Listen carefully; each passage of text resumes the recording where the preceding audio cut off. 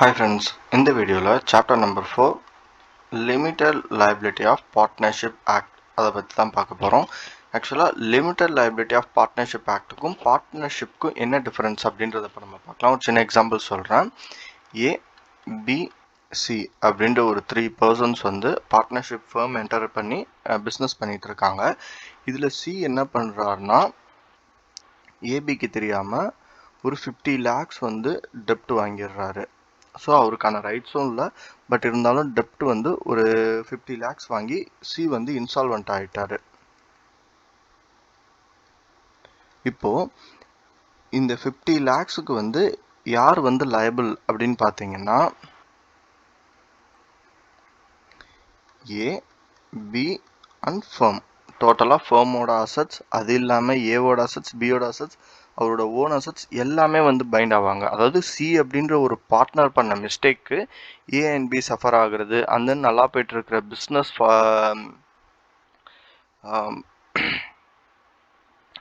பாதிக்கப்படுறது. ஸோ இந்த மாதிரி நிறைய ப்ராப்ளம்ஸ் இருக்குது பார்ட்னர்ஷிப்பில் அப்படின்றதுனால, ஸோ அந்த ப்ராப்ளம்ஸ், அந்த டிஸ்அட்வான்டேஜஸ்லாம் நம்ம அட்வான்டேஜஸாக கொண்டு வந்து ஒரு டிஃப்ரெண்ட் ஃபார்ம் ஆஃப் பிஸ்னஸை நம்ம வந்து டெவலப் பண்ணணும் அப்படின்னு கொண்டு வந்தது தான் லிமிட்டட் லைபிலிட்டி ஆஃப் பார்ட்னர்ஷிப். இங்கே நேம்லேயே இருக்குது லிமிட்டட் லைபிலிட்டி அப்படின்ற மாதிரி. இப்போ இந்த மாதிரி ஒரு பர்சன் வந்து டெப்ட் வாங்கியோ இல்லை இன்சால்வெண்ட்டோ ஆகிட்டார்னா பார்ட்னர்ஷிப் வந்து ஃபுல்லாக லைபிள் கிடையாது. டு த எக்ஸ்டென்ட் ஒரு லிமிட் வரைக்கும் தான் லைபிள். இப்போ ஃபேம் இருக்காங்கன்னா அந்த ஃபேமோட அசட்ஸ் வரைக்கும் தான் லைபிள், இல்லை அவரோட ஷேர் வரைக்கும் தான். அதாவது சியோட ஷேர் அந்த ஃபேமில் எவ்வளோ இருக்கோ அவ்வளோதான் லைபிள். அதே மாதிரி அவர் பண்ணுற ஆக்டுக்கு என்னென்ன அப்படின்றத நம்ம பின்னாடி வந்து என்னென்ன ரைட்ஸ் அண்ட் டியூட்டிஸ் வந்து எல்எல்பியில் இருக்குது அப்படின்றத இப்போ நம்ம பார்க்கலாம். நார்மலாக பார்ட்னர்ஷிப்பில் வந்து அன்லிமிட்டட் லைபிலிட்டி, ஏதாவது ஒரு பார்ட்னர் ஒரு ஃபால் பண்ணிட்டாங்கன்னா ஹோல் ஃபேமுமே வந்து லைபிள், அந்த அதர் பார்ட்னர்ஸும் லைபிள், அதர் பார்ட்னர்ஸோட பர்சனல் அசட்ஸுமே வந்து லைபிள். பட் ஆனால் லிமிட்டட் லைபிலிட்டியில் அந்த மாதிரி கிடையாது. டு த எக்ஸ்டென்ட் நம்மளுக்கு வந்து ஒரு லிமிட் இருக்குது, அது வரைக்கும் தான் நம்ம வந்து லைபிள். ஸோ இப்போ வந்து இன்ட்ரோடக்ஷன். எப்போ வந்து லிமிட்டட் லைபிலிட்டி வந்து சொல்கிறாங்கன்னா ministry of law and justice அப்படின்றவங்க, ministry of law and justice வந்து 9 January 2007 அப்போ இந்த ஆக்டை பற்றி சொல்கிறாங்க. அதாவது பார்ட்னர்ஷிப்பில் ரொம்ப டிஸ்அட்வான்டேஜஸ் இருக்குது, ஸோ நம்ம வந்து ஒரு நியூவாக ஒரு ஃபார்ம் ஆஃப் பிஸ்னஸை கொண்டு வரணும், அதுக்கு லிமிட்டட் லைபிலிட்டி பார்ட்னர்ஷிப் ஆக்ட் அப்படின்ற மாதிரி நம்ம கொண்டு வரணும் அப்படின்ற மாதிரி சொல்கிறாங்க. இந்த பில் எப்போ வந்து பார்லிமெண்ட்டில் பாஸ் ஆகுது அப்படின்னா 12 December 2008. அதாவது எப்போ மினிஸ்ட்ரி ஆஃப் ஜஸ்டிஸ் சொல்கிறாங்க 9 January 2007 அப்போ சொல்கிறாங்க. பட் எப்போ வந்து இந்த பில் வந்து பார்லிமெண்ட்டில் பாஸ் ஆகுது அப்படின்னா 12th December 2008. The President of India has assented the bill. அதாவது எப்போ வந்து பிரசிடென்ட் வந்து இந்த பில்லுக்கு அக்செப்ட் பண்ணுறாங்க அப்படின்னா 7 January 2009. And it is called limited liability partnership act 2008. ஏன் அப்படின்னா நம்ம 2008 தான் வந்து நம்ம வந்து நோட்டிஃபை பண்ணி எல்லாமே வந்து ரூல்ஸ் அண்ட் ரெகுலேஷன் எல்லாம் கொடுத்தோம். பட் ஆனால் அவங்க அக்செப்ட் பண்ணது 7 January 2009. ஸோ இதை எப்படி நம்ம கூப்பிட்றோம் அப்படின்னா லிமிட்டட் லைபிலிட்டி பார்ட்னர்ஷிப் ஆக்ட் 2008 அப்படின்ற மாதிரி நம்ம சொல்கிறோம். அதாவது ஒரு பில் எப்படி நம்ம பாஸ் பண்ணுறாங்க அப்படின்னா நார்மலாக வந்து பார்லிமெண்ட் இருக்கும். ஸோ அதில் இருக்கிற ரூலிங் பார்ட்டி அண்ட் வந்து ஆப்போசிஷன் பார்ட்டி இருப்பாங்க. Ruling, opposition. நம்ம வந்து ஒரு பில்லை வந்து பாஸ் பண்ணணும். ஸோ இப்போ ரூலிங் பார்ட்டி வந்து பில் வந்து பாஸ் பண்ணுவாங்க, ஸோ அதை ஓட் போடுவாங்க. அந்த மாதிரி நிறையா பார்ட்னர்ஷிப்பில் வந்து டிஸ்அட்வான்டேஜஸ் இருக்குது. இந்த பிஸ்னஸ் ஆஃப் ஃபார்மை நம்ம கொண்டு வந்தோம் அப்படின்னா நிறைய பீப்புள்ஸ் வந்து யூஸ்ஃபுல் ஆவாங்க. ஸோ நிறைய பீப்புள்ஸ் வந்து சஃபர் ஆகாமல் பிஸ்னஸ் வந்து ப்ராப்பராக பண்ணுவாங்க அப்படின்ற மாதிரி சொல்லி பில்லை வந்து அக்செப்ட் பண்ணிட்டாங்க அப்படின்னா நெக்ஸ்ட் வந்து பிரசிடென்ட் ஆஃப் இந்தியா அவங்க அக்செப்ட் பண்ணிட்டாங்கன்னா அது வந்து லாவாக வந்து கொண்டு வந்துடுவாங்க. ஸோ எப்போ லாவாக கொண்டு வந்தாங்கன்னா 7 January 2009 அப்போது. ஸோ இந்த எல்எல்பியில் எவ்வளோ செக்ஷன்ஸ் இருக்குன்னா 81 செக்ஷன்ஸ் இருக்குது அண்ட் 4 ஷெடியூல்ஸ் இருக்குது. இதில் ஃபஸ்ட்டு ஷெடியூல்ஸ் என்ன சொல்கிறாங்க அப்படின்னா deals with mutual rights and duties of our partners as well as limited liability of partnership and partners where there is a absence of formal agreement with respect to them. அதாவது first ஷெடியூலில் என்ன சொல்கிறாங்கன்னா mutual rights and duties of a partner சொல்லியிருக்காங்க. அதே மாதிரி நம்மளோட liability எவ்வளோ அப்படின்ற மாதிரி சொல்லியிருக்காங்க. நெக்ஸ்ட் வந்து இன்கேஸ் ஏதோ ஒரு அக்ரிமெண்ட் வந்து ஆப்சன்ஸாக இருக்குது, அதாவது அக்ரிமெண்ட் நம்ம போடலன்னா அப்போ நம்மளோட லயபிலிட்டி எவ்வளோ அப்படின்ற மாதிரி சொல்லியிருக்காங்க. நெக்ஸ்ட் வந்து ஷெட்யூல் 2. ஷெட்யூல் 2ல deals with the conversion of firm into LLP. அதாவது ஒரு பார்ட்னர்ஷிப்பை எப்படி நம்ம எல்எல்பியாக மாற்றுறது அப்படின்றது ஷெட்யூல் 2ல சொல்லியிருக்காங்க. தேர்ட் ஷெட்யூல் என்ன சொல்லியிருக்காங்கன்னா, it deals with conversion of private company into a public company. அதாவது private company into a LLP. அதாவது ஒரு ப்ரைவேட் கம்பெனியை எல்எல்பியாக எப்படி நம்ம கன்வெர்ட் பண்ணுறது ஷெட்யூல் 3. ஷெட்யூல் 4ல என்ன சொல்லியிருக்காங்கன்னா, அன்லிஸ்டட் பப்ளிக் கம்பெனி. அதாவது லிஸ்ட் ஆகாமல் இருக்கிற அன்லிஸ்டட். அதாவது லிஸ்டட் அன்லிஸ்டட் அப்படின்றது என்ன அப்படின்னா, ஸ்டாக் எக்ஸ்சேஞ்ச் அப்படின்றது இருக்கு. ஸோ இந்த ஸ்டாக் எக்ஸ்சேஞ்சில் லிஸ்ட் ஆகாத பப்ளிக் கம்பெனி இருக்கும். ஸோ அந்த கம்பெனியை எப்படி நம்ம எல்எல்பியாக கொண்டு வர்றது அப்படின்றது. இப்போ ஸ்டாக் எக்ஸ்சேஞ்சில் லிஸ்டட் கம்பெனி அப்படின்றதுக்கு எக்ஸாம்பிள் என்னென்னா, ரிலையன்ஸ், இந்த மாதிரி கம்பெனிஸ் எல்லாமே, ரிலையன்ஸ், டாட்டா. ஸோ இந்த மாதிரி கம்பெனி நம்ம பண்ண முடியாது. இது மாதிரி பெரிய கம்பெனியாக இருக்கும், பப்ளிக் கம்பெனியாக இருப்பாங்க. பட் ஆனால் அது வந்து லிஸ்ட் பண்ணாமல் இருப்பாங்க. ஸோ அந்த மாதிரி கம்பெனியை எப்படி நம்ம எல்எல்பியாக கொண்டு வர்றது, இப்போது அந்த மாதிரி இந்த ஷெட்யூல் 4ல் வந்து சொல்லியிருக்காங்க. ஓகே, இப்போ வந்து மீனிங் ஆஃப் எல்எல்பி பார்க்கலாம். The LLP is a new form of legal business entity with limited liability. அதாவது இது வந்து ஒரு new legal business with limited liability. It is an alternative corporate business vehicle that not only give the benefits of limited liability at low compliances of cost, but also it's a partners the flexibility of organising their internal structure as a traditional partnership. அதாவது இது ஒன்றுமே இல்லை, நார்மலாக ஒரு traditional partnership எப்படி இருக்குமோ அதே மாதிரி தான் எல்எல்பி ரன் ஆகும். பட் நம்மளுக்கு வந்து ரிஸ்க் வந்து கம்மியாக இருக்கும். அண்ட் தென் வந்து நம்மளுக்கு அந்த லயபிலிட்டி லிமிட்டடாக இருக்கும். ஸோ அதனால் இது வந்து நமக்கு ரொம்ப யூஸ்ஃபுல்லாக இருக்குது. The LLP is a separate legal entity, and while the LLP itself is a liable for the full extent of the its other asset.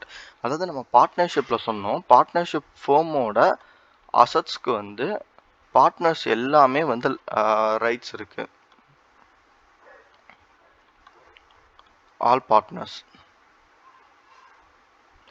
But இங்கே எல்எல்பிக்கு தான் ஃபுல் எக்ஸ்டென்ட், அதாவது ஃபுல் ரைட்ஸ் யாருக்கு இருக்கு அப்படின்னா எல்எல்பிக்கு தான் இருக்கு. ஏன்னா எல்எல்பியே ஒரு செப்பரேட் லீகல் என்டிட்டி. ஸோ இந்த எல்எல்பியே வந்து ஓன் நேமில் வந்து அசட்ஸை வந்து ஹோல்ட் பண்ணலாம். ஸோ அந்த அசட்ஸ்க்கெலாம் யார் ஓனர், யாருக்கு ஃபுல் லைபிள் இருக்குது அப்படின்னா எல்எல்பிக்கு தான் இருக்குது. The liability of a partner will be limited. அதாவது பார்ட்னர்ஸ்க்கு வந்து லிமிட்டட் லைபிலிட்டி, அதாவது அவங்க எவ்வளோ இன்வெஸ்ட் பண்ணியிருக்காங்களோ அந்த அளவுக்கு, இல்லை அவங்களுக்கு எவ்வளோ ஷேர்ஸ் இருக்கோ அந்த அளவுக்கு தான் வந்து அவரோட லிமிட் இருக்கும். ஸோ அதுதான் அங்கே வந்து மீனிங்கில் சொல்லியிருக்காங்க. நெக்ஸ்ட் வந்து LLP is an alternate corporate business form that gives the benefits of a limited liability of a company and the flexible partnership. Since LLP contains elements of both corporate structure as well as partnership firm structure, LLP is called a hybrid between company and a partnership. அதாவது ஒரு LLP அப்படின்றது என்ன சொல்கிறாங்க அப்படின்னா, both corporate ஸ்ட்ரக்சரும் இருக்குது as well as flexibility of partnership, அதாவது partnership இருக்குது. So அதனால் இதை வந்து நம்ம hybrid of company and partnership, அதாவது ரெண்டுத்தையும் கம்பைன் பண்ண ஒரு ஃபேம் அப்படின்ற மாதிரி சொல்கிறாங்க. இப்போது சாலின் ஃபியூச்சர்ஸ் ஆஃப் எல்எல்பி பார்க்கலாம். அதாவது நம்ம கம்பெனி அக்கௌண்ட்ஸ் பார்க்கும்போதும் பார்த்தோம், அதே மாதிரி பார்ட்னர்ஷிப் பார்க்கும்போதும் பார்த்தோம். கம்பெனி லாவில் கம்பெனிக்கு அப்படின்ற ஒரு பாடி கார்பரேட் இருக்கும். அதே மாதிரி கம்பெனி வந்து ஒரு பர்பச்சுவல் சக்சஷனில் இருக்கும், செப்பரேட் லீகல் என்டிட்டி. அதே மாதிரி company is a artificial legal person. அதே மாதிரி கம்பெனிக்குன்னு தனியாக ஒரு காமன் சேல் இருக்கும். நெக்ஸ்ட் வந்து இப்போ பார்ட்னர்ஷிப்பில் நம்ம என்னென்ன பார்த்தோம், ஒரு மியூச்சுவல் ஏஜென்சி, அங்கே வந்து எல்லா பர்சனும் ஒரு ஏஜெண்ட்டாக இருப்பாங்க. அதே மாதிரி ஒரு அக்ரிமெண்ட்டில் தான் நம்ம வந்து பார்ட்னர்ஷிப்பே போடுவோம். நெக்ஸ்ட் வந்து லிமிட்டட் லயபிலிட்டி. நெக்ஸ்ட் வந்து மேனேஜ்மெண்ட் ஆஃப் பிஸ்னஸ். அதே மாதிரி மேனேஜ் பண்ணுறது யார், மேனேஜ்மெண்ட்டில் வந்து இருப்பாங்க. ஸோ இந்த மாதிரி பார்ட்னர்ஷிப்பும் கம்பெனியும் மிங்கிள் ஆன மாதிரி இருக்கிறது தான் நம்ம வந்து இப்போது எல்எல்பியோட மீனிங்ஸ் வந்து நம்ம பார்த்துட்டோம். இப்போ இம்பார்ட்டன்ட் டெஃபினேஷன்ஸ் வந்து நம்ம பார்க்கலாம். இம்பார்ட்டன்ட் டெஃபினேஷன்ஸ், ஃபஸ்ட்டு வந்து பாடி கார்பரேட். அதாவது நம்ம என்ன பார்த்தோம்னா, ஃபஸ்ட்டு வந்து பாடி கார்பரேட் செக்ஷன் 2 கிளாஸ் டி. அதாவது இந்த மாதிரி செக்ஷன் 2 இந்த ப்ராக்கெட்டில் என்ன லெட்டர்ஸ் கொடுத்தாங்களோ இல்லை நம்பர்ஸ் கொடுத்துருந்தாங்களோ அதை வந்து நம்ம கிளாஸ்ன்னு சொல்லுவோம். அதாவது இதை வந்து செக்ஷன் 2 இந்த ப்ராக்கெட்டில் உள்ள வேர்டை கிளாஸ் டி அப்படின்ற மாதிரி நம்ம மென்ஷன் பண்ணுவோம்.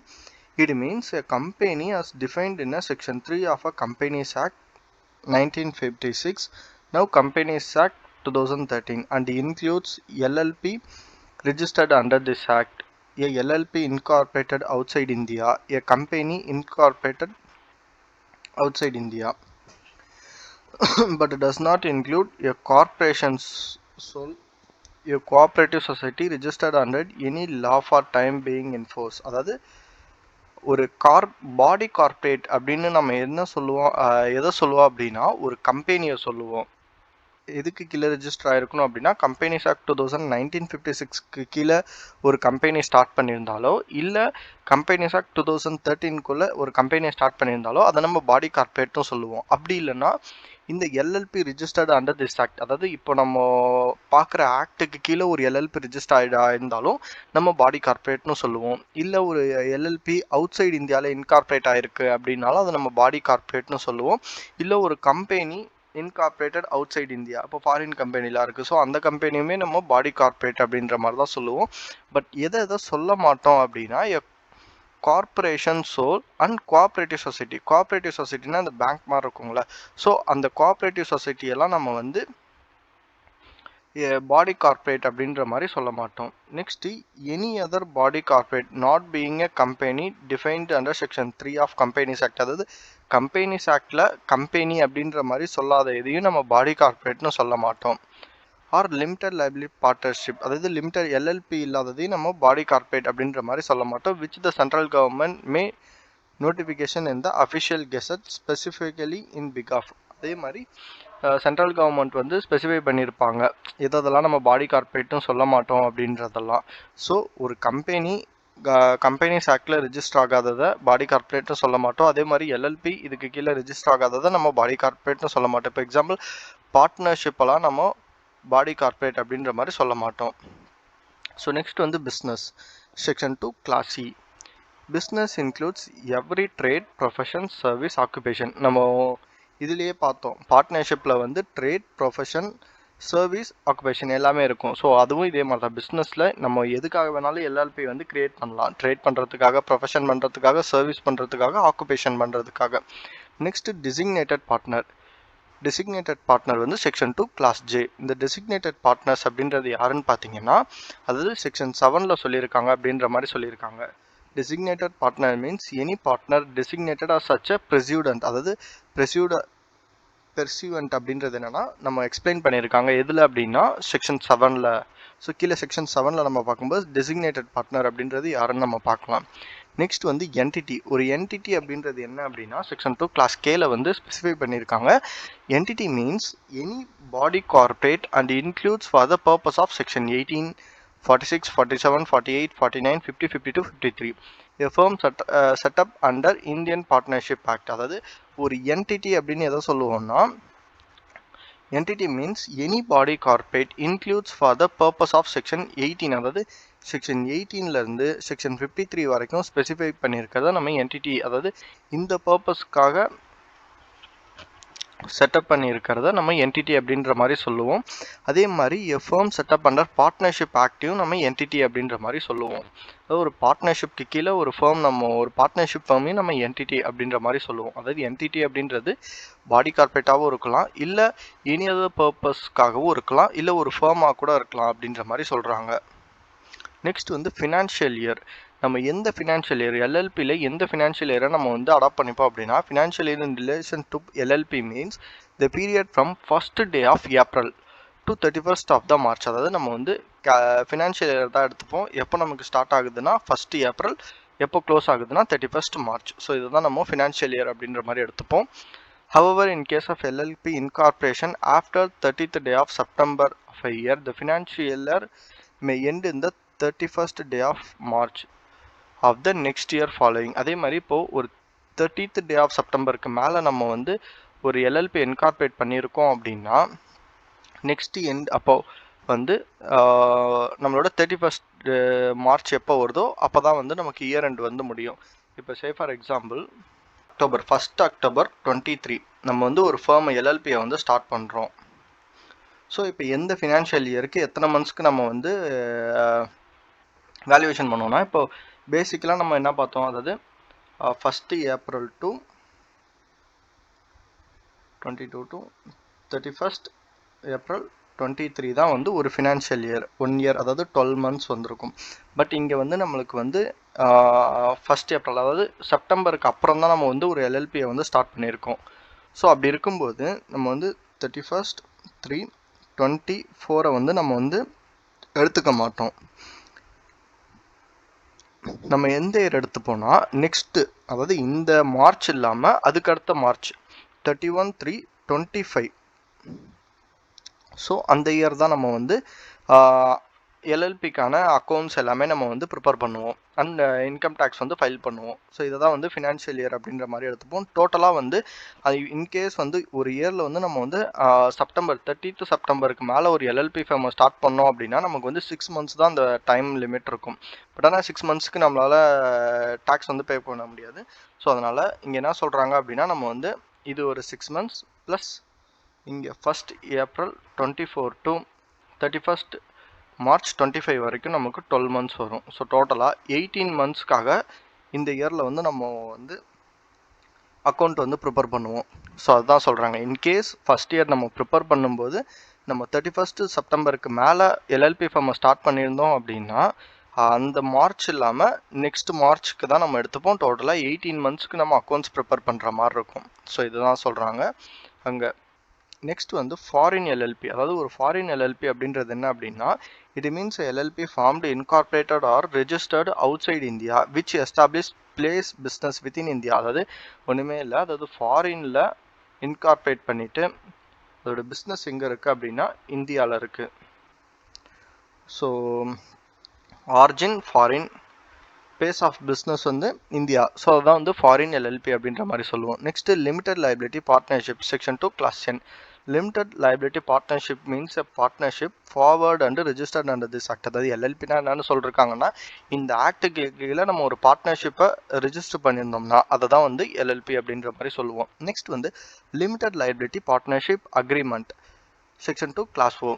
It means any written agreement between the partners of LLP or between the LLP and its partner which determines mutual rights and duties of a partners, their rights and duties relation to LLP. அதாவது என்ன சொல்கிறாங்கன்னா agreement வந்து எப்படி போடுவோம் அப்படின்னா between the பார்ட்னர்ஸாக இருக்கலாம், partners of the எல்எல்பியாக இருக்கலாம், இல்லை பிட்வீன்ஸ் த எல்எல்பி, அதாவது பார்ட்னருக்கும் எல்எல்பிக்கு நடுவில் இருக்கலாம். அதாவது என்ன சொல்கிறாங்க அப்படின்னா அக்ரிமெண்ட் வந்து பார்ட்னர்ஸ் டு பார்ட்னர்ஸ் ஆஃப் எல்எல்பியாக இருக்கலாம், இல்லை அப்படின்னா பார்ட்னர்ஸ்க்கும் எல்எல்பிக்கும். அதாவது எல்எல்பின்றதே நம்ம பாடி கார்பரேட்னு சொல்லிட்டோம். பாடி கார்பரேட்னாலே செப்பரேட் பர்சன். ஸோ ஒரு பார்ட்னருக்கு எல்எல்பிக்கு உள்ள அக்ரிமெண்ட்டாக இருக்கலாம். இதில் என்ன டிட்டர்மைன்ஸ் பண்ணியிருப்பாங்கன்னா mutual rights and duties of a partners and rights and duties of relation to LLP. அதாவது எல்எல்பிக்கு நம்மளுக்குள்ள ரைட் அண்ட் டியூட்டிஸ் அண்ட் பார்ட்னர்ஸ்குள்ள ரைட் அண்ட் டியூட்டிஸ். ஸோ இதை தான் வந்து மென்ஷன் பண்ணியிருப்பாங்க அக்ரிமெண்ட்டில். நெக்ஸ்ட் பார்ட்னர் அப்படின்றது யார் அப்படின்னா செக்ஷன் 2 கிளாஸ் Qவில் சொல்லியிருக்காங்க. Partner in relation to LLP means any person who become a partner in the LLB accordance with LLB agreement. அதாவது எல்எல்பி அக்ரிமெண்ட்டில் யார் யாரெல்லாம் அந்த ஃபர்மில் இருக்காங்களோ அவங்கள நம்ம பார்ட்னர் அப்படின்ற மாதிரி சொல்லுவோம். நான் applicability of Indian partnership act section 4ல் சேவர்ஸ் otherwise provided the provision of Indian partnership act shall not apply to LLP. அதே மாதிரி பார்ட்னர்ஷிப்பில் நிறையா டியூட்டிஸ் அண்ட் ரைட்ஸ் இருக்கலாம் பார்ட்னர்ஸ்க்கு. ஸோ அந்த டியூட்டிஸ் அண்ட் ரைட்ஸ் வந்து எல்எல்பிக்கு செட் ஆகாது. நம்ம அங்கே உள்ள ரைட்ஸை நம்ம எல்எல்பிக்கு கொண்டு வர முடியாது இந்த பிஸ்னஸ்க்கு. ஸோ அதாங்க சொல்கிறாங்க. நெக்ஸ்ட் வந்து பார்ட்னர் அப்படின்றது யாருன்னா செக்ஷன் 5ல் வந்து எனி இண்டிவிஜுவல் ஆர் அ பாடி கார்பரேட். அதாவது இங்கே இண்டிவிஜுவலாகவும் இருக்கலாம், எனி பாடி கார்பரேட், அதாவது வேற ஒரு எல்எல்பி ஃபார்ம் கூட பார்ட்னராக இருக்கலாம். ஸோ அதாங்க சொல்கிறாங்க. எனி இண்டிவிஜுவல் அப்படின்னா செப்பரேட் பர்சன்ஸ். இப்போது எக்ஸ் ஒய் அப்படின்ற 2 பர்சன்ஸாக இருக்கலாம். பாடி கார்பரேட்ன்றது இன்னொரு எல்எல்பி ஃபார்மாக இருக்கலாம். இசட் லிமிடெட் இசட் எல்எல்பி அப்படின்ற ஒரு ஃபார்ம் கூட பார்ட்னராக இருக்கலாம். ஸோ அதாங்க சொல்கிறாங்க maybe A partner in LLB. However, individual shall not be capable of become a partner if a LLP. அதாவது எந்தெந்த இடத்துல இண்டிவிஜுவல் வந்து பார்ட்னராக இருக்க முடியாது அப்படின்னா he has been found to be a unsound mind by a court competent jurisdiction the finding is in force. அதாவது ஒரு அன்சவுண்ட் மைண்ட் ஒரு எல்எல்பியில் பார்ட்னராக இருக்க முடியாது. அதே மாதிரி ஜுரிடிக்ஷன் அவங்க மேலே ஏதாவது ஒரு கேஸ் இருந்துச்சு அப்படின்னா அவங்களும் வந்து எல்எல்பியில்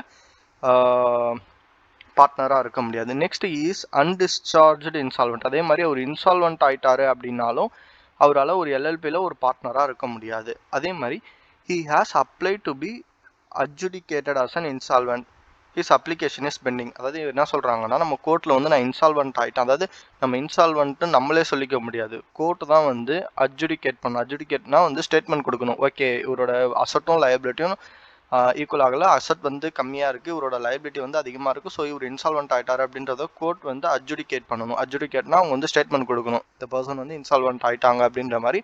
பட் நம்ம அப்ளை பண்ணி அது அந்த அப்ளிகேஷன் ஸ்டில் பெண்டிங்கில் இருந்துச்சுன்னா அப்போ நம்ம ஒரு கம்பெனியில் பார்ட்னராக ஆக முடியாது, அதாவது ஒரு எல்எல்பியில் பார்ட்னராக ஆக முடியாது. ஸோ அதுதான் சொல்கிறாங்க.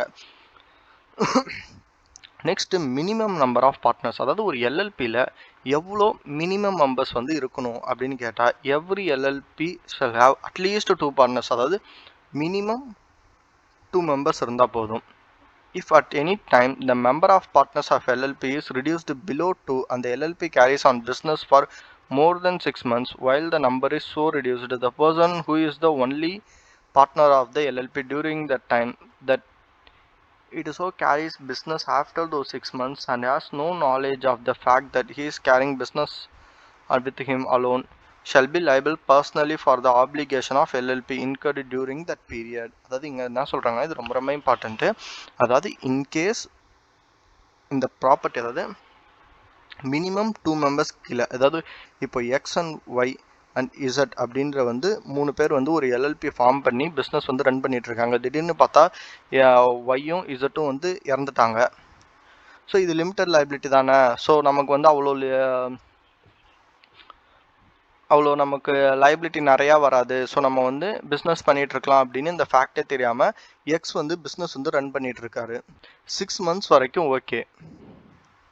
பட் ஆஃப்டர் 6 monthsக்கு அப்புறமும் ஹி கேரி ஏ பிஸ்னஸ் அப்படின்னா, இன்கேஸ் இந்த 6 monthsக்கு மேலே என்னெல்லாம் லைபிலிட்டி வருதோ அதுக்கு யார் லைபிள்னா இந்த எக்ஸ் மட்டும்தான் லைபிள். அதாவது shall be personally for the obligation of the LLP incurred during that period. அதாவது அந்த 6 monthsக்கு மேலே அவர் என்னென்னலாம் ஆப்ளிகேஷன் பண்ணுறாரு, கான்ட்ராக்ட் பண்ணுறாருனோ இவர் எக்ஸ் மட்டும்தான் லைபிள். 6 monthsக்கு மேலே, 6 monthsக்குள்ளே இட்ஸ் ஓகே, அதுக்குள்ளே நம்ம வேறு ஒரு பர்சனை பார்த்து நம்ம எல்எல்பியில் பார்ட்னர்ஷிப்பாக ஆக்கிடலாம், சாரி பார்ட்னர் வந்து கொண்டு வந்துடலாம். பட் நம்ம 6 monthsக்கு மேலேயும் நம்மளால கொண்டு வர முடியல, பிஸ்னஸை வந்து ஒரே ஒரு சிங்கிள் பர்சனாக ரன் பண்ணிட்டு இருக்காங்க அப்படின்னா அந்த சிங்கிள் பர்சன் தான் லயபிள் அப்படின்ற மாதிரி சொல்கிறாங்க. நெக்ஸ்ட் வந்து டிசிக்னேட்டட் பார்ட்னர். இந்த டிசிக்னேட்டட் பார்ட்னர் வந்து ரொம்ப ரொம்ப இம்பார்ட்டன்ட். நம்ம வந்து இங்கே பார்த்தோம், ஒரு டிசிக்னேட்டட் பார்ட்னர் அப்படின்றது யாருன்னா செக்ஷன் 7ல் சொல்லியிருக்காங்க அப்படின்ற மாதிரி. செக்ஷன் 7 இப்போ என்ன சொல்லியிருக்காங்க அப்படின்னா, every LLB shall have at least 2 designated partners who are individual and at least one of them become a resident in India. அதாவது டெசிக்னேட்டட் பார்ட்னர்ஸ் அப்படின்றவங்க வந்து நம்ம வந்து மென்ஷன் பண்ணியிருக்கணும் ரிஜிஸ்ட்ரேஷன் அப்போவே. அதாவது ஒரு 2 இண்டிவிஜுவல் பர்சனாக தான் இருக்கணும், பாடி கார்பரேட்டாக இருக்கக்கூடாது. அந்த இண்டிவிஜுவல் பர்சனில் ஒரு மெம்பர் வந்து ரெசிடென்ட் இன் இந்தியாவாக இருக்கணும். ரெசிடென்ட் இன் இந்தியானா அவங்க வந்து இந்தியாவிலே ரெசிடென்ட்டாக இருக்கணும். இந்தியாவிலே கிரேட்டர் தென் 182 days வந்து அவங்க வந்து இந்தியாவில் இருந்தால் அவங்கள வந்து ரெசிடென்ட் அப்படின்ற மாதிரி சொல்லுவோம். ஸோ இந்தியாவில் 182 daysக்கு மேலே அவர் இருந்தார் அப்படின்னா ஹீ இஸ் ஓகே, அவர் வந்து டெசிக்னேட்டட் பார்ட்னர் அப்படின்ற மாதிரி சொல்லுவோம். அது டெசிக்னேட்டட் பார்ட்னர்னால் யாருன்னு இல்லை, அதாவது நம்ம வந்து ரிஜிஸ்ட்ரேஷன் பண்ணும்போது ஒரு 2 பர்சனை வந்து கம்பெனியில் ஒரு மெயின் பர்சன், அதாவது கீ பர்சன் அப்படின்ற மாதிரி சொல்லுவோம். ஸோ அவங்க தான் எல்லாத்துக்குமே ரெஸ்பான்சிபிள். ஸோ அவங்கள தான் நம்ம டெசிக்னேட்டட் பார்ட்னர்ஸ் அப்படின்ற மாதிரி சொல்லுவோம். அதுக்கு 2 பேர்ஸ் வந்து ஒரு ஃபேர்மில் இருக்கணும். அந்த 2 பேரில் ஒரு பேர் வந்து ரெசிடென்ட் இன் இந்தியாவாக இருக்கணும்.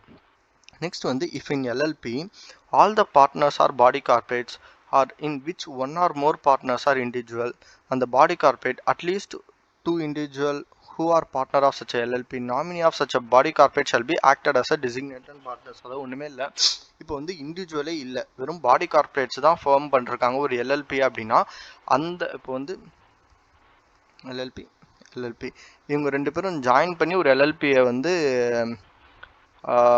ஃபார்ம் பண்ணியிருக்காங்கன்னா இந்த இதோட பர்சன்ஸ் இருப்பாங்கள்ல, இப்போ XY, இப்போ இதோட பர்சன்ஸ் இருப்பாங்கல்ல, ஸோ இந்த 2 ஃபேமிலி ஒரு பர்சன் எடுத்து நம்ம வந்து டிசிக்னேட்டட் பர்சனாக எடுத்துப்போம், அதாவது nominees of such a bodies. So அவங்கள நம்ம வந்து டிசிக்னேட்டட் பார்ட்னர்ஸ் அப்படின்ற மாதிரி எடுத்துப்போம். நெக்ஸ்ட் வந்து ரெசிடென்ட் இன் இந்தியா அப்படின்றது யாருன்னு பார்த்தீங்கன்னா, for the purpose of section இந்த term resident in India means the person who stayed in India for not less than 182 days. அதாவது 182 டேஸ்க்கு மேலே இருந்தால் தான் நம்ம ரெசிடென்ட் இன் இந்தியா அப்படின்ற மாதிரி எடுத்துப்போம். அதே மாதிரி எந்த டைமுக்குள்ளே எடுத்துக்கணும்னா ப்ரிசிடிங் 1 இயர். அதாவது இப்போது 23ல் நம்ம வந்து 182 டேஸ் வந்து இந்த இயரில் வந்து 182 டேஸ் வந்து அவங்க வந்து ஸ்டே பண்ணியிருக்கணும். ஃபினான்ஷியல் இயர் எப்போ ஸ்டார்ட் ஆகும் அப்படின்னா 1/4/2022 டு 31st March 2023. இந்த 12 monthsக்குள்ள அவங்க வந்து 182 டேஸ் இருந்தால் அவங்கள நம்ம ரெசிடென்ட் இன் இந்தியான்னு சொல்லுவோம். அதாவது டிசிக்னேட்டட் பார்ட்னர்ஸ்னால் யாருன்னா, ஒரு 2 பர்சனை நம்ம நேமாக மென்ஷன் பண்ணியிருக்கணும். அந்த 2 பர்சனும் வந்து இண்டிவிஜுவலாக இருக்கணும். அட்லீஸ்ட் 182 டேஸ் அதாவது ரெசிடென்ட் இன் இந்தியாவாக இருக்கணும். அதில் ஒரு பர்சன் அது. இன்கேஸ் பாடி கார்பரேட்டாக எல்லாமே இருந்தாங்கன்னா அவங்களோட அதாவது அந்த பாடி கார்பரேட்டோட நாமினிஸை நம்ம டிசிக்னேட்டட் பார்ட்னர்ஸாக இது இந்த நியூ ஃபார்முக்கு நம்ம எடுத்துப்போம். ஸோ அதாங்க சொல்கிறாங்க. LLP is a body corporate. Section 2 Class 1 Subclass D of LLP Act 2008 provides that LLP is a body corporate formed and incorporated under this act and is a legal entity separated from that and its partner and shall have perpetual succession. Therefore, any change in partners of LLP shall not affect existence of rights and liabilities of LLP. அதாவது என்ன சொல்கிறாங்க அப்படின்னா, LLB is a body corporate அப்படின்றது சொல்லணும். பாடி corporate அப்படின்றது என்ன அப்படின்னா, இப்போது எக்ஸ் ஒய் இசட் அப்படின்ற ஒரு 3 பர்சன்ஸ் வந்து ஒரு எல்எல்பியை ஃபார்ம் பண்ணுறாங்க. இப்போது இந்த பார்ட்னர்ஸ் வேற, partners separate, firm is separate. அதாவது பார்ட்னர்ஸ்ன்றவங்க தனி, ஃபர்ம்ன்றது தனி. பட் ஆனால் இவங்க 2 பேரும் சேர்ந்து பிஸ்னஸ் பண்ணிட்டு இருப்பாங்க. இன்கேஸ் ஏதாவது ஒரு பார்ட்னர், இப்போ எக்ஸ்ன்ற பார்ட்னர் டெத் ஆகிட்டாங்க அப்படின்னா நம்ம பார்ட்னர்ஷிப்பில் என்ன சொல்லுவோம், என்ன சொல்கிறது, ஃபர்மை வந்து டிசால்வ் பண்ணிவிடுவோம். எல்லா பார்ட்னர்ஸும் இது பண்ணிவிட்டு, இல்லை அவங்க வந்து ரன் பண்ணணும்னா வெளில வந்து அவங்க வந்து ரன் பண்ணிகிட்டு இருக்கலாம். பட் எல்எல்பியில் இப்போ இந்த பார்ட்னர்ஸ் யாராவது இறந்துட்டாலும் எல்எல்பிக்கு அதுக்கு அஃபெக்ட் கிடையாது. எல்எல்பி ரன் ஆகிக்கிட்டே தான் இருக்கும். இன்கேஸ் எல்எல்பி வந்து நம்ம க்ளோஸ் பண்ணணும் அப்படின்னா கோர்ட் மூலமாக தான் நம்ம வந்து க்ளோஸ் பண்ண முடியும். ஸோ அதான் சொல்கிறாங்க. அதாவது செப்பரேட் ஃப்ரம் இட்ஸ் பார்ட்னர்ஸ். அதாவது எல்எல்பின்றது வேறு, பார்ட்னர்ன்றது வேறு. இப்போ நம்ம கம்பெனி பார்க்கும்போதே பார்த்தோம். அதாவது பர்பச்சுவல் சக்சஷன்றது வந்து அதாவது person may come and go, but company வந்து ரன் ஆகிக்கிட்டே இருக்கும். எல்லா பர்சன்ஸ் வந்துகிட்டே இருப்பாங்க. பட் ஆனால் கம்பெனி, இப்போ டாடா கம்பெனி அப்படின்றது இருக்குது அப்படின்னா டாடா கம்பெனியில் டேரக்டர்ஸ் வந்து மாறிக்கிட்டே இருப்பாங்க. பட் இது வந்து யார் வந்துகிட்டே இருந்தாலும் கம்பெனி அப்படின்றது ஸ்டேபிளாக இருக்கும். ஸோ அதுதான் சொல்கிறாங்க. அதாவது இங்கே வந்து ஃபர்ம் அப்படின்றது செப்பரேட்டாக இருக்கும். And then it has a perpetual succession, run ஆகிக்கிட்டே இருக்கும். ஈவன் தோ பார்ட்னர்ஸ்க்கு ஏதாவது ஒன்றுனாலும் இல்லை பார்ட்னர்ஸ் வந்து இல்லைனாலும் ஃபர்ம் வந்து ரன் ஆகிக்கிட்டே தான் இருக்கும். ஃபர்ம் வந்து எக்ஸிஸ்டன்ஸ் ஆகிட்டே தான் இருக்கும். ஸோ அதுதாங்க சொல்கிறாங்க. Section 3 of LLP Act provides that LLP is a body corporate formed and incorporated under this act and is a legal separate entity. அதாவது என்ன சொல்கிறாங்கன்னா, it has a separate entity அப்படின்ற மாதிரி சொல்கிறாங்க. that of its partners, அதாவது partners இல்லாமல் it has a separate entity. Next வந்து perpetual succession. Perpetual சக்சஷன்னா இப்போ தான் நான் சொல்லேன். அதாவது ஒரு டெத்தோ இல்லை insanity, retirement, insolvency of partner has no impact on existence of LLP. In case ஏதோ ஒரு பார்ட்னர் டெத்தோ இல்லை இன்சால்வெண்ட் ஆகிட்டாங்கன்னா ஃபர்முக்கு எந்த ஒரு பாதிப்பும் வராது. ஃபர்ம் ரன் ஆகிக்கிட்டே தான் இருக்கும். அந்த பார்ட்னர்ஸை மட்டும் எடுத்துகிட்டு அந்த பார்ட்னர்ஸோட லைபிலிட்டியை மட்டும் நம்ம கொடுத்துட்டு ஃபர்மோட லைபிலிட்டிலாம் வந்து இங்கே வராது. அதனால தான் நம்ம எல்எல்பி இஸ் பெஸ்ட் அப்படின்ற மாதிரி சொல்லுவோம். இப்போ பார்ட்னர்ஷிப்பில் ஒரு பார்ட்னர் இன்சானிட்டியோ இல்லை இன்சால்வன்ட்டி ஆகிட்டார்னா ஃபர்மோட அசட்ஸுமே வந்து லயபிள் ஆகும். ஸோ இங்கே அந்த மாதிரிலாம் எதுவுமே கிடையாது. அந்த பார்ட்னரோட கேபிட்டல் எவ்வளோ அதை மட்டும் எடுத்துகிட்டு போயிடுவாங்க. நெக்ஸ்ட் வந்து separate legal entity. LLB is a separate legal entity. அதான் இப்போ சொன்னது தான் வந்து பார்ட்னர்ஸ்ன்றது வேறு, எல்எல்பி அப்படின்றது வேறு. ஸோ அவங்க 2 பேத்துக்கும் சம்மந்தமே இருக்காது. பட் அவங்க வந்து ஜஸ்ட் ஒரு பிஸ்னஸ் மட்டும் பார்த்துப்பாங்க.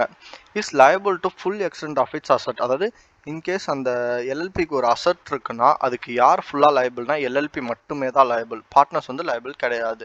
But liability of a partner is limited to the agreed contribution in the LLP. அதாவது எவ்வளோ தான் ஒரு பார்ட்னருக்கு லயபிள்னா, இப்போ இன்கேஸ் வந்து எக்ஸ் வந்து ஒரு 5 lakhs கொடுத்துருக்காருன்னா அந்த 5 lakhsக்கு மட்டும்தான் எக்ஸுக்கு வந்து லயபிள். ஸோ எல்எல்பியோட அசட்ஸுக்கோ இல்லை எல்எல்பியில் வர ப்ராஃபிட் மூலமாக ஒரு அசட்டை நம்ம அக்வயர் பண்ணியிருக்கோம் அப்படின்னா அந்த அசட்ஸ்க்கு வந்து எல்எல்பி மட்டும்தான் வந்து லயபிள். ஸோ ரைட்ஸ் வந்து எல்எல்பிக்கு மட்டும்தான் இருக்குது, பார்ட்னர்ஸ்க்கு கிடையாது. ஸோ அதாங்க சொல்கிறாங்க.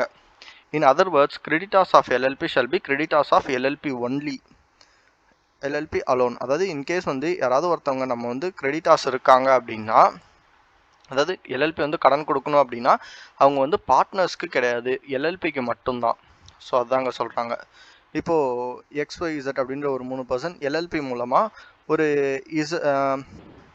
ஏ அப்படின்ற ஒரு பர்சன்ட்ட ஒரு 1 லேக் வந்து லோன் வந்து வாங்கியிருக்காங்க. இப்போது இதுக்கு வந்து XYZ வந்து செப்பரேட்டாக லயபிளா அப்படின்னு பார்த்தா கிடையாது, ஒன்லி எல்எல்பி மட்டும்தான் அந்த கிரெடிட்டார்ஸ்க்கு லயபிள். ஸோ அதாங்க சொல்கிறாங்க, ஃபேம் தான் உங்களுக்கு பே பண்ணணும்.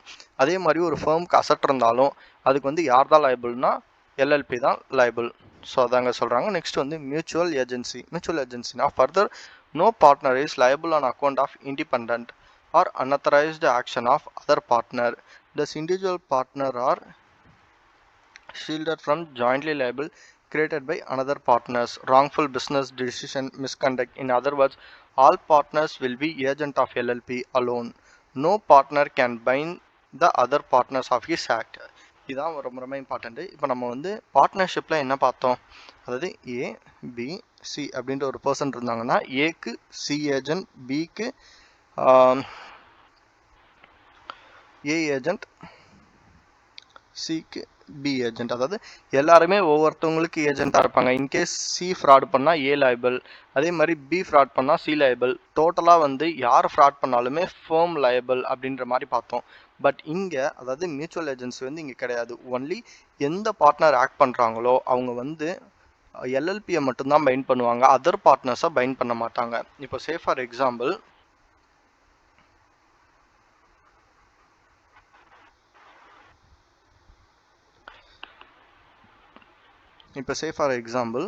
எக்ஸ் லிமிடெட் அப்படின்ற ஒரு எல்எல்பி இருக்கு. இதில் எக்ஸ் ஒய் அப்படின்ற ஒரு 2 பர்சன் இருக்காங்க. இதில் எக்ஸ் வந்து ஃப்ராட் பண்ணிட்டாரு. ஃப்ராட் எவ்வளோக்கு பண்ணிட்டாருன்னா 50,000க்கு பண்ணிட்டாரு. இப்போ இதில் யார் லைபிள்னா எக்ஸும் எல்எல்பி மட்டும்தான் லைபிள், ஒய் வந்து not liable.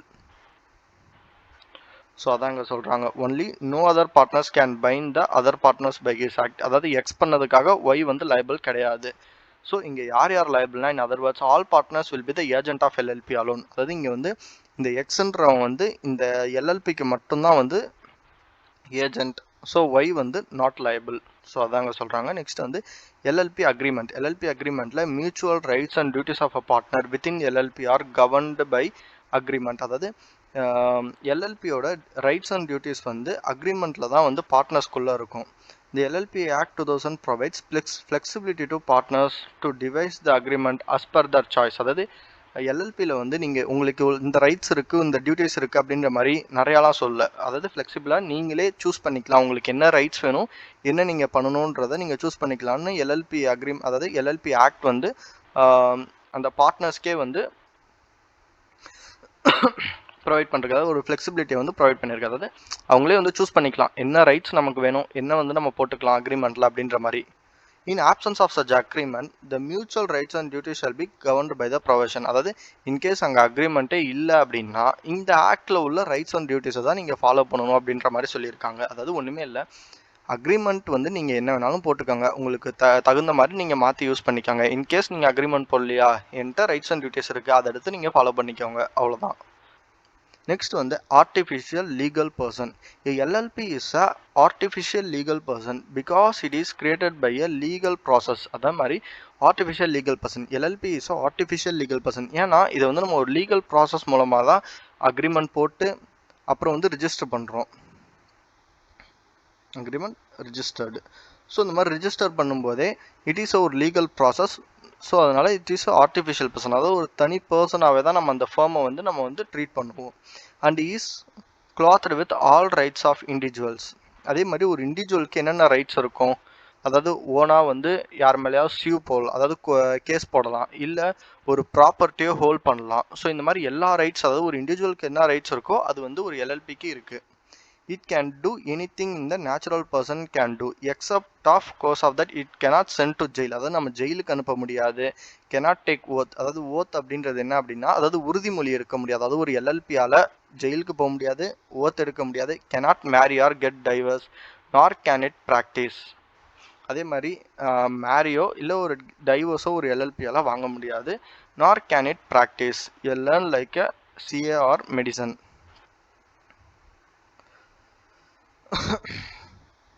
The LLP is invisible, intangible, immortal.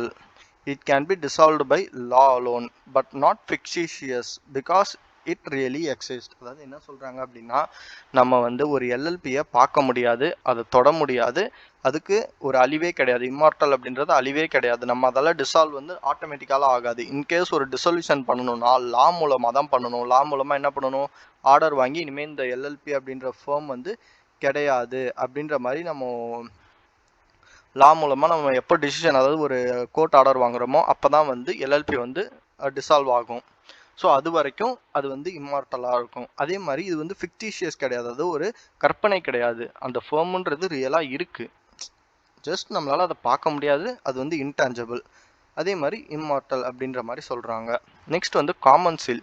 நம்ம காமன் சீல்ன்ற டாப்பிக்கை நம்ம வந்து கம்பெனி அக்கௌண்ட்ஸ் பார்க்கும்போதே நம்ம பார்த்துருக்கோம். காமன் சீல்ன்றது ஒன்றுமே இல்லை, ஒரு இம்ப்ரெஷன். அதாவது ஒரு ஷீட் இருக்குன்னா அந்த ஷீட்டில் வந்து இப்போ நார்மலாக ரப்பர் ஸ்டாம்ப் வைக்கிறது காமன் சீல் அப்படின்ற மாதிரி சொல்ல மாட்டோம். அதாவது காமன் சீல் அப்படின்றது எப்படி இருக்குன்னா, ஜஸ்ட் இட்ஸ் அ இம்ப்ரெஷன். அதாவது ஒரு அச்சு மாதிரி தான் இருக்கும். ஒரு பேப்பரில் ஜஸ்ட் ஒரு அச்சு மாதிரி இருக்கும். இப்போ நார்மலாக இப்போ சிஏ ஃபார்மட் எப்படின்றத இப்போது ஒரு சில பேப்பரில் நம்மளே பார்த்துருப்போம், இந்த காப்பிரைட்காக ஒரு சில லெட்டர்ஸ் வந்து எழுதியிருப்பாங்க.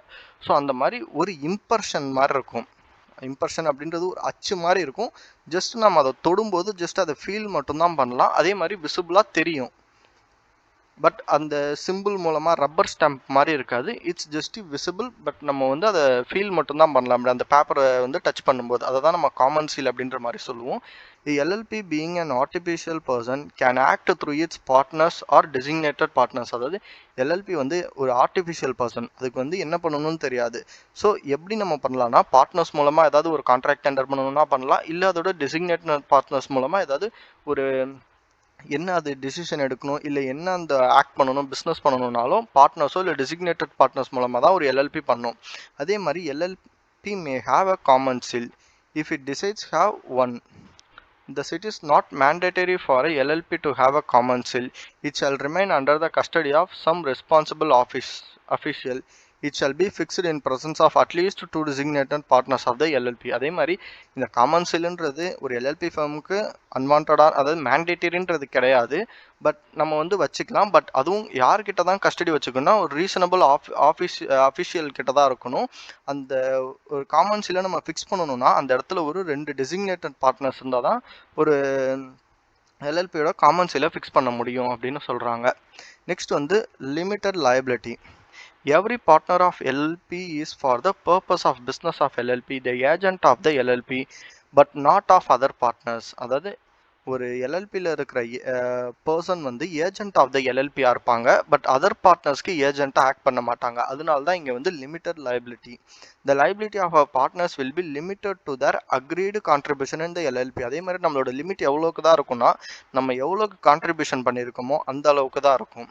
Such a contribution may be tangible or intangible both in a nature. அதாவது டேஞ்சபிள் அப்படின்றது கேஷாக இருக்கலாம், இன்டேஞ்சபிள் அப்படின்றது குட்வில்லாக கூட இருக்கலாம். அதாவது ஒரு பர்சன் வந்து சொசைட்டியில் ரொம்ப பெரிய பர்சனாக இருப்பாங்க. இப்போ say for example ரிலையன்ஸோட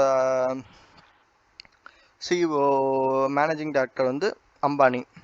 so Ambani ஒரு ஃபேமில் வந்து ஒரு பார்ட்னராக இருக்காருன்னா அந்த ஃபேமோட வேல்யூ வந்து இன்க்ரீஸ் ஆகும், சேல்ஸ் வந்து அதிகமாக இருக்கும். ஸோ இந்த மாதிரி அந்த கான்ட்ரிபியூஷன்றது வந்து டேஞ்சபிளாகவும் இருக்கலாம், இல்லை இன்டேஞ்சபிளாக இருக்கலாம், இல்லை போத்தாக கூட இருக்கலாம். ஸோ அந்த மாதிரி தான் சொல்கிறாங்க. நெக்ஸ்ட் வந்து management of a business. The partners in a LLP are entitled to manage the business of LLP, but only the designated partners are responsible for legal compliances. அதாவது designated partnersனா நம்ம யாருன்னு பார்த்தோம். அதாவது நார்மலாக இருக்கிற பார்ட்னர்ஸ் வந்து பிஸ்னஸை வந்து மேனேஜ் பண்ணிப்பாங்க. இன்கேஸ் ஏதாவது ஒரு லீகல் கம்ப்ளைண்ட்ஸஸ், அதாவது யாராவது ஒருத்தவங்க கோர்ட்டில் கேஸ் போட்டாங்க, இல்லை நம்ம யார் மேலேயாவது ஒரு சியூ போடணும் அப்படின்னா யார் தான் ரெஸ்பான்சிபிள் அப்படின்னா டெசிக்னேட்டட் பார்ட்னர்ஸ் தான் வந்து ரெஸ்பான்சிபிள். அவங்க தான் யார் மேலேயாவது கேஸ் போடுறதுனா போடணும், இல்லை நம்மளை யாராவது கேஸ் போட்டாங்கன்னா இவங்க தான் வந்து கோர்ட்டில் வந்து இது இல்லை எங்கள் ஃபேம் மேலே தப்பு இல்லை அப்படின்னு வந்து டெசிக்னேட்டட் பார்ட்னர்ஸ் தான் வந்து ஆஜராகணும். ஸோ அதாங்க சொல்கிறாங்க. மேனேஜ்மெண்ட் ஆஃப் பிஸ்னஸ் வந்து எந்த பார்ட்னர் வேணாலும் பண்ணிக்கலாம். இன்கேஸ் ஏதாவது ஒரு லீகல் கம்ப்ளைண்ட்ஸஸ் வந்துச்சுன்னா அதாவது நார்மல் பார்ட்னர்ஸ் வரக்கூடாது, டெசிக்னேட்டட் பார்ட்னர்ஸ் மட்டும்தான் வந்து வரணும். Minimum and maximum number of partnership. partners. Every LLP shall have at least 2 partners and shall have at last 2 individual as a designated partners. அதாவது 2 persons இருக்கணும். அதே மாதிரி அட்லீஸ்ட் ஒரு 2 designated partners ஆது இருக்கணும். of whom at least one shall be resident in India. அதே மாதிரி 2 designated partnersல ஒருத்தவங்க resident in India இருக்கணும். There is no maximum limit of partnership in LLP. அதே மாதிரி LLPல maximum லிமிட்டே கிடையாது. நம்ம எத்தனை பேர் வேணாலும் வச்சுக்கிட்டு பார்ட்னர்ஷிப் அதாவது LLP வந்து ரன் பண்ணிட்டு இருக்கலாம். ஸோ அதான் நெக்ஸ்ட் வந்து பிஸ்னஸ் ஃபார் ப்ராஃபிட் ஒன்லி. அதே மாதிரி the essential requirement of forming LLP is carrying on a lawful business with a view to earn profit. The LLP cannot be formed for a charitable or non economic purpose. அதாவது என்ன சொல்கிறாங்கன்னா, ஒரு எல்எல்பியை நம்ம வந்து ஒரு business ஓரியன்டாக தான் நம்ம ஸ்டார்ட் பண்ணணும். ட்ரஸ்ட்டுக்கோ இல்லை ஒரு கிளப்பு, ஸோ இந்த மாதிரி விஷயத்துக்கு நம்ம வந்து இன்கார்பரேட் பண்ணக்கூடாது. அதாவது சேரிட்டபிள் பர்பஸ்க்கும் நான் எக்கனாமிக் பர்பஸ்க்கும் நம்ம வந்து ஓப்பன் பண்ணக்கூடாது. கிளப் அப்படின்றது ஸ்போர்ட்ஸ் கிளப்லாம் இருக்கும், இந்த லயன்ஸ் கிளப். ஸோ இந்த மாதிரி கிளப் பர்பஸ், அதாவது நான் எக்கனாமிக் பர்பஸ்க்காக நம்ம வந்து எல்எல்பியை ஓப்பன் பண்ணக்கூடாது. ஸோ அதான் சொல்கிறாங்க. Next investigation. The central government shall have power to investigate the affairs of LLP by appointment of the competency authority of the purpose. அதே மாதிரி சென்ட்ரல் கவர்மெண்ட் வந்து எப்போ வேணாலும் நம்மளை இன்வெஸ்டிகேஷன் பண்ணலாம் எல்எல்பியில் உள்ள பர்சன்ஸ் வந்து நம்ம கரெக்டாக தான் ஒர்க் பண்ணிட்டு இருக்கோமா அப்படின்றத. நெக்ஸ்ட் வந்து compromise or arrangement. Any compromise or arrangement including merger amalgamation of LLP shall be accordance with the provision of LLP act. அதே மாதிரி ஏதோ ஒரு காம்ப்ரமைஸ் பண்ணுறோம், இல்லை ஒரு மெர்ஜர் ஆர் அமல்கமேஷன், அதாவது நம்ம ஒரு கம்பெனியோட மெர்ஜ் ஆகிறோம், இல்லை வேற ஒரு கம்பெனி நம்ம கூட மெர்ஜ் ஆகுறாங்க அப்படின்னா அது வந்து இந்த ப்ரொவிஷனில் சொல்லியிருக்கிற மாதிரி தான் நம்ம வந்து எல்லாமே பண்ணணும் அப்படின்ற மாதிரி சொல்லியிருக்காங்க. நெக்ஸ்ட் வந்து conversion of LLP. A private company or unlisted public company would be allowed to convert to LLP according with the provision. அதாவது நம்ம இதெல்லாம் வந்து ஷெட்யூல் 3ல வந்து சொல்லியிருக்காங்க. நம்ம வந்து எப்படி ஒரு ப்ரைவேட் கம்பெனியை இல்லை பப்ளிக் கம்பெனியோ எல்எல்பியாக கன்வெர்ட் பண்ணணும் அப்படின்றது ரூல்ஸ் அண்ட் ரெகுலேஷன் எல்லாமே இருக்குது. ஸோ அதை நம்ம வந்து பார்க்கலாம். Filing of documents. Every form or application of documents required to be filed or delivered under the act or rules made thereunder shall be filed in a computer readable electronic form. It's on its website. அதாவது இந்த வெப்சைட்டில் நம்ம வந்து file பண்ணணும். authenticated by partner designated partners of LLP by using electronic or digital signature. அதாவது நம்ம வந்து ஃபார்மை வந்து வெரிஃபை பண்ணி அதில் சைன் பண்ணி இந்த வெப்சைட்டில் நம்ம வந்து போஸ்ட் பண்ணணும். இந்த மாதிரி நாங்கள் வந்து எல்எல்பி ஃபார்ம் பண்ண போகிறோம் அப்படின்ற மாதிரி என்னென்ன டாக்குமெண்ட்ஸ் இருக்கோ ஃபைலிங் டாக்குமெண்ட் எல்லா அப்ளிகேஷனையுமே. அதே மாதிரி அந்த பார்ட்னர்ஸ் வந்து எலக்ட்ரானிக்காவோ இல்லை டிஜிட்டல் சிக்னேச்சரோ வந்து அவங்க பண்ணியிருக்கணும். டிஜிட்டல் சிக்னேச்சர்னால் ஒன்றுமே இல்லை, நம்ம வந்து கம்ப்யூட்டர்லேயே வந்து அந்த டாக்குமெண்ட்டில் சைன் பண்ணணும். நெக்ஸ்ட் வந்து ஃபாரின் எல்எல்பி. அதாவது section 2 clause 1 of subsection M defines foreign limited liability partnership as a limited liability partnership formed, incorporated or registered outside India which established place business within India.